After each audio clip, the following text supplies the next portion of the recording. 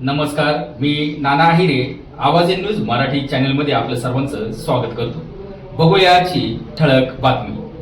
नांदगाव तालुका photographer असोसिएशनच्या वतीने उत्साहात साजरा झाला जागतिक फोटोग्राफी दिन.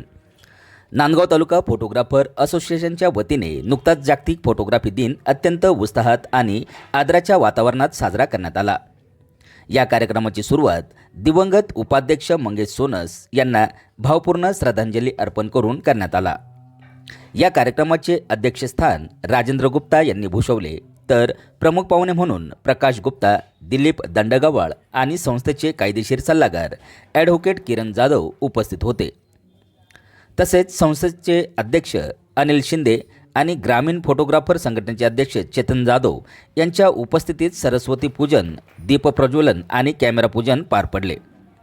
उपस्थित सर्व फोटोग्राफर बांधवांना फोटोग्राफी क्षेत्रातील बदलत्या तंत्रज्ञानाविषयी आणि व्यवसायातील विविध पैलूंविषयी बहुमूल्य मार्गदर्शन यावेळी करण्यात आले.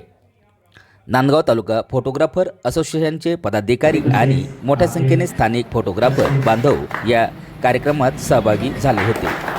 या कार्यक्रमाचे नेटके सूत्रसंचालन गणेश सरोदे यांनी केले, तर आभार प्रदर्शन चंचल गंगवाल यांनी मानले. Awaaz N news Marathi, Nandgaon, Nashik.